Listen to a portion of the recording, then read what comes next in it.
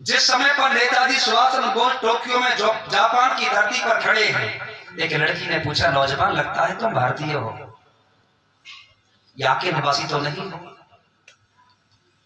नेताजी सुभाष चंद्र बोस कहते हैं, बहन आपने ठीक पहचाना, मैं भारतीय हूं,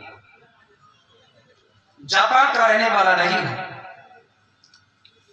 उस बहन ने एक प्रश्न और किया, नौजवान आपका देश स्वतंत्र है गुलाम? अच्छा था गुलाम? कैसे देते कि मेरा देश स्वतंत्र है? नेताजी सुभाष चंद्र बोस कहते हैं, मेरा देश तो गुलाम है। चेहरे पर मायूसी थी, उदासी थी। अगला प्रश्न बेटी ने और किया, नौजवान एक बात बता दो, तुम्हारे देश में आप ही अकेले नौजवानों कुछ और भी हैं? नेताजी सुभाष चंद्र बोस कहते हैं, बहन मेरे देश में तो नौजवानों की लंगर भरी पड़ी है, एक नहीं, हजारों नहीं, लाखों हैं, कोई कमी नहीं है, बलवान है, बुद्धिमान है, धनवान है, सब कुछ है।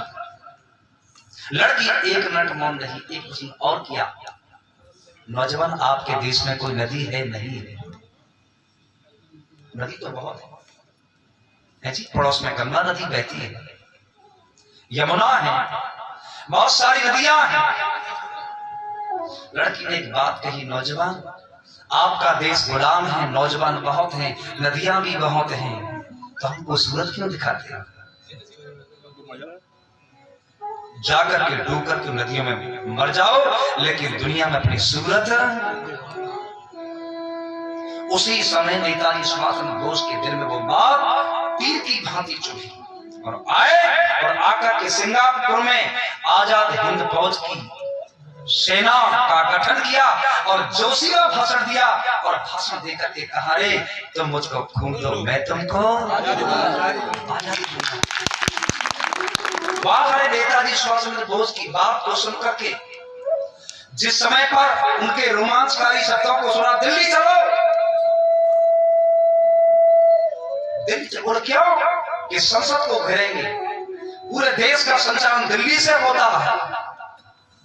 लोगों ने नेताजी सुभाष चंद्र बोस के सम्मान में उनको सोने से तोल दिया, लेकिन जिस समय पर सोने से तोला तो कहते हैं कि उनको तोलते समय पर थोड़ा सा सोना कम था।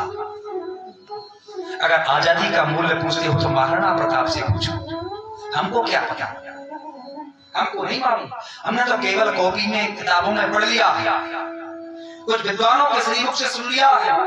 महाराणा प्रताप ने 20,000 सैनिकों को लेकर के अकबर की 85,000 सैनिकों को छक्के छुड़ाए हो। अगर इस आजादी का मूल्य पूछना चाहते हो महाराणा प्रताप से पूछो, आजादी की कीमत पूछना चाहते तो भगत सिंह से पूछो, जिनके 113 दिन तक उन्होंने भोजन नहीं किया, जिनके साथी यतीन्द्रनाथ ने प्राण को त्याग दिए थे 85 दिन के बाद में, और 113 दिन तक नेताजी भगत सिंह जीवित रहे और मरने के बाद में उसकी लाश के टुकड़े किए और टुकड़े करने के बाद में बोरी में डाल करके, बुधे हुए टुकड़ों को बोरी में डाल करके और ट्रक में डाला। आप गेहूं की बोरी डाल देते हैं और ट्रक में डाल करके पंजाब में बहने वाली सतलुज नदी के किनारे और मिट्टी का तेल डाल करके,